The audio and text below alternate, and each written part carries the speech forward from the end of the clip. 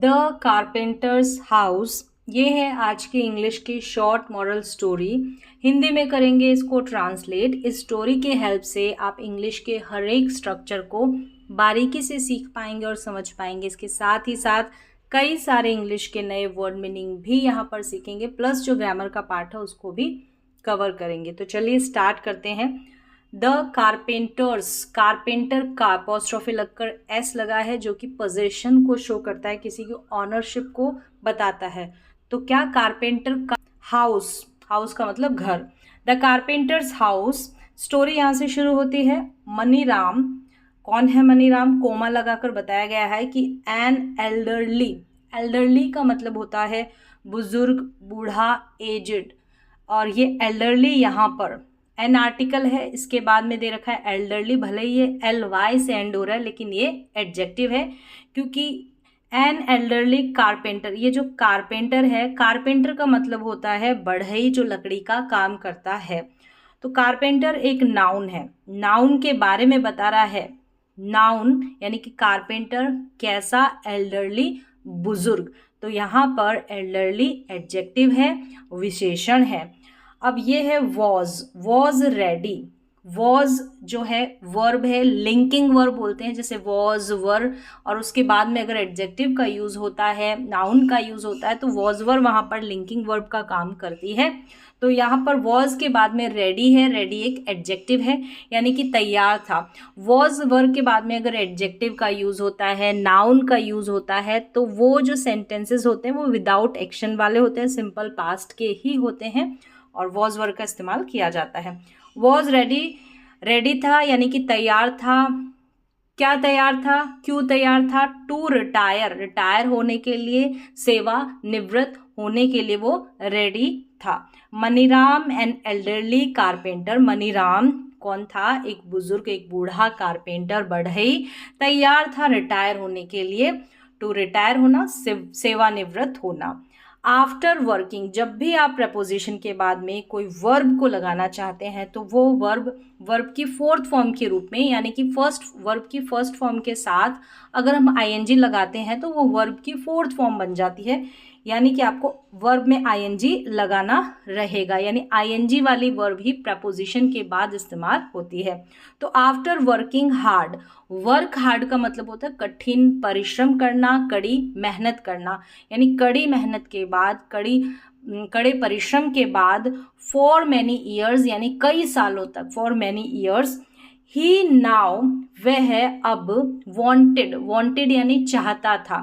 अब वांट हो गया या वांटेड हो गया, इसके बाद में अगर हमको वर्ब जोड़नी पड़ती है, तो हम इन्फिनेटिव यानी कि 2+V1 का यूज़ करते हैं, जिसको इंग्लिश की ग्रामर की भाषा में इन्फिनेटिव बोलते हैं। इन्फिनेटिव मतलब 2 के साथ बेस फॉर्म कह सकते हैं, या फिर आप समझे तो 2 के साथ वर्ब की फर्स्ट फॉर्म का प्रयोग। तो यहाँ पर वांटेड हो गया या वांट हो, इसके बाद में अगर एक्शन को इंक्लूड करना है, कोई अलग वर्ब लगानी है, तो 2 के साथ लगेगी।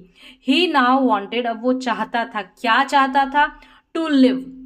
यहाँ पर वांटेड लिव का यूज नहीं कर सकते, टू लगाना पड़ेगा, wanted to live a relaxed, relaxed का मतलब है आरामदेह, लाइफ यानी कि जीवन जो है वो चाहता था। ही नाउ वॉन्टेड टू लिव यानी आरामदेह जीवन के साथ वो रहना चाहता था। यहाँ पर ये जो लिव अ रिलैक्स्ड लाइफ, जीवन, लाइफ का मतलब जीवन, जीवन कैसा, रिलैक्स्ड यानी कि आरामदेह, सुकून भरा। तो यहाँ पर ये जो रिलैक्स्ड है, ये भी क्या है, ये एडजेक्टिव है। एंड स्पेंड मतलब व्यतीत करना, स्पेंड करना, व्यतीत करना, टाइम समय, विद साथ, किसके साथ, हिज वाइफ अपनी बीवी, चिल्ड्रन बच्चे, and grand children, grand children हो गया, ग्रैंड चाइल्ड का ग्रैंड चिल्ड्रन प्लूरल हो गया, यानी कि नाती पोते, यानी बेटे और बेटी के जो बच्चे हैं उनको बोलेंगे ग्रैंड चिल्ड्रन। एक है तो ग्रैंड चाइल्ड, प्लूरल है तो grand children. He would miss, तो यहाँ पर वांटेड हो गया, ये सिंपल पास्ट का सेंटेंस है, एफर्मेटिव सेंटेंस है, पॉजिटिव सेंटेंस है, सकारात्मक वाक्य, यानी सब्जेक्ट के बाद में वर्ब की सेकेंड फॉर्म का प्रयोग। ही वुड मिस यानी कि क्या कर देगा, मिस करने का मतलब होता है यहाँ पर खो देना, अवसर खो देना, मौका खो देना। अब क्या मौका खो देगा, पास्ट में अगर फ्यूचर की बात की जाती है तो विल की जगह वुड का यूज होता है, तो वो खो देगा, और वुड के साथ वर्ब की फर्स्ट फॉर्म का यूज होगा। वो खो देगा, अवसर खो देगा। द गुड मनी, यानी गुड मनी यानी अच्छे पैसे को जो प्राप्त करने का अवसर था उसको वो खो देगा, वो अवसर से चूक जाएगा। ही अर्नड, यानी कि वो अर्न करना, कमाना, तो अर्न यानी कमाया, ईच प्रत्येक, वीक यानी प्रत्येक हफ्ते उसने कमाया। ही वॉन्टेड, अब यहाँ पर भी वॉन्टेड आ गया है, तो सिंपल पास्ट का वाक्य, इसके बाद में जैसे ये रिटायर वर्ब को जोड़ना है तो टू के साथ ही जुड़ेगा, और इसे two plus V1 base form infinitive बोलते हैं। तो ही वॉन्टेड टू रिटायर, वो चाहता था, क्या चाहता था, टू रिटायर, रिटायर होना। आगे देखें, so he told his employer, told बताया उसने, टेल से टोल्ड, अपने एम्प्लॉयर को बताया, बोला। एम्प्लॉयर का मतलब होता है मालिक जो काम देता है, और काम जो करता है उसको बोलते हैं एम्प्लॉय। मिस्टर कुमार, अब वो एम्प्लॉयर कौन था, mister Kumar, of his plan, अपने प्लान के बारे में।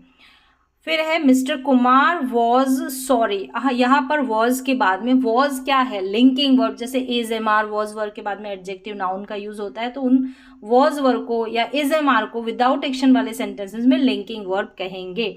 जहां पर ये वॉज वर्ब क्या होते हैं, स्टेट अवस्था की बात करते हैं कि कर्ता जो सब्जेक्ट है, जैसे कि मिस्टर कुमार कैसा। अब सॉरी, यहाँ पर सॉरी का मतलब है दुख होना, दुख होना, उसकी अवस्था की बात की गई है, दुख होने वाली अवस्था यहाँ पर बताई गई है, तो वॉज का इस्तेमाल कर कर सॉरी का यूज किया। सॉरी एक एडजेक्टिव है। मिस्टर कुमार वॉज सॉरी, यानी कि वो दुखी था, टू सी देखकर, टू सी देखकर, हिज गुड वर्कर, गो यानी कि अपने अच्छे वर्कर को, काम करने वाले को जाते हुए देखकर वो क्या था, बड़ा दुखी था। आस्क हिम, यहाँ पर आस्क्ड है, सिंपल पास्ट का ही वाक्य है, उससे पूछा। आस्क का मतलब बताना भी होता है, तो आस्क हिम, उससे पूछा। इफ ही कुड बिल्ड, अब यहाँ पर जो है नरेशन में ये सेंटेंस है, तो इफ का जो हिंदी में मीन जाएगा कि क्या, यदि नहीं क्या। तो पूछता है कि if he could build, could के साथ वर्ब की फर्स्ट फॉर्म का यूज।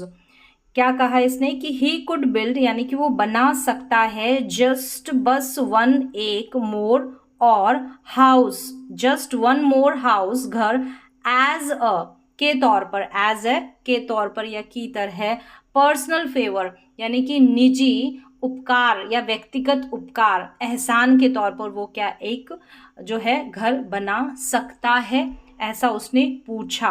तो पूछने के लिए यहाँ पर कुड का यूज हुआ है, किसी से पूछा जाता है कि वो ये काम कर सकता है, तो कुड प्लस V1 का यूज। फिर है मनीराम एग्रीड, मनीराम एग्रीड यानी सहमत हुआ, बट ओवर द टाइम यानी कि समय के साथ, इट वॉज ईजी, समझना, इट यह था, वॉज मतलब था, ईजी यानी सरल या ईजी आसान, यह समझना आसान था। यहाँ पर वॉज के बाद में लिंकिंग वर्ब के बाद में एडजेक्टिव का ही यूज।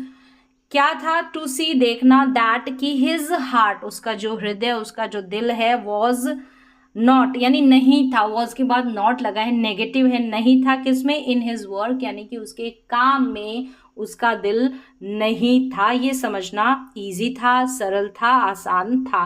तो यहाँ पर एग्रीड सहमत हुआ, सिंपल पास्ट का वाक्य। वॉज का यूज, यहाँ पर भी वॉज को लेकर नॉट लगा है, नेगेटिव सेंटेंस, सिंपल पास्ट का ही विदाउट एक्शन वाला सेंटेंस है। ही रिजॉर्टेड, रिजॉर्ट का मतलब होता है सहारा लेना, तो रिजॉर्टेड सहारा लिया, सिंपल पास्ट का वाक्य, सब्जेक्ट के बाद में V2 का वर्ब की सेकेंड फॉर्म का यूज। टू शॉडी, अब यहाँ पर ही रिजॉर्टेड टू शॉडी, शॉडी का मतलब होता है टू के साथ लगा है तो इन्फिनेटिव के तौर पर यहाँ पर यूज हुआ है, यानी कि कोई काम करना केयरलेसली, बेढंग तरीके से, खराब तरीके से, खराब काम करना। तो उसने खराब वर्कमैनशिप यानी कि कारीगरी, उसने खराब कारीगरी का सहारा लिया, रिजॉर्टेड सहारा लेना। शॉडी का मतलब बेढंग, बेकार, और कह सकते हैं केयरलेसली रूप से जब काम किया जाता है, लापरवाह तरीके से।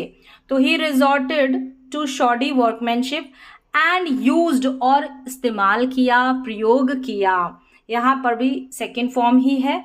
इन्फीरियर मटेरियल, मटेरियल मतलब कि माल हो गया, जो चीज़ है जिसका यूज़ किया उसने इन्फीरियर था, इन्फीरियर का मतलब घटिया।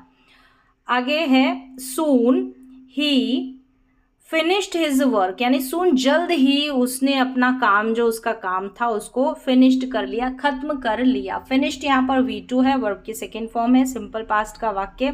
आफ्टर एक प्रपोजिशन है, प्रपोजिशन के बाद में अगर आप वर्ब का इस्तेमाल करते हैं तो यहाँ पर ING लगाना पड़ेगा। आफ्टर इंस्पेक्टिंग यानी निरीक्षण करने के बाद, द हाउस जो घर है, वो घर जो उसने बनाया, मिस्टर कुमार हैंडेड, हैंडेड का मतलब सौंप देना, सुपुर्द कर देना, तो सौंप दिया। द क्या सौंपा, द फ्रंट डोर की, जो सामने की थी, to the carpenter. Front door यानी कि सामने वाले दरवाजे की जो की चाबी थी वो सौंप दी, किसको, टू द कारपेंटर। की के बाद में टू यहाँ पर इसके साथ कनेक्ट ही रहता है, जब भी की टू कनेक्ट रहता है ये। एंड सैड और कहा, दिस इज योर हाउस, यह है, इज यानी है, योर तुम्हारा, हाउस यानी कि घर। तो यहाँ पर इज भी जो है सिंपल प्रेजेंट यानी कि प्रेजेंट इंडेफिनिट टेंस का ही वाक्य है, विदाउट एक्शन वाला। तो यहाँ पर दिस इज योर हाउस, यह तुम्हारा घर है। माई गिफ्ट मेरा उपहार, टू यू किसके लिए, तुम्हारे लिए। द कारपेंटर वॉज शॉक्ड, यहाँ पर कारपेंटर वॉज यानी था, शॉक्ड यहाँ पर एडजेक्टिव है, विशेषण है, यानी कि इस कारपेंटर की स्टेट के बारे में, अवस्था के बारे में बताया गया है। तो यहाँ पर शॉक्ड यानी हैरान, आश्चर्यचकित या अचंभित, ये था। सिंपल पास्ट का वाक्य हो गया। If he would have, would के साथ हैव, फिर यहाँ पर नोन वर्ब की थर्ड फॉर्म। यदि ही वुड हैव नोन यानी कि उसे पता होता, कोई काम पता होता, होता, होती, होते के सेंस में वुड हैव प्लस वर्ब की थर्ड फॉर्म का यूज किया जाता है। कोई एक्शन हो जाता है, उसके बाद में हम जब रिग्रेट फील करते हैं, पछतावे वाली फीलिंग आती है, तो वुड हैव प्लस V3 का यूज किया जाता है।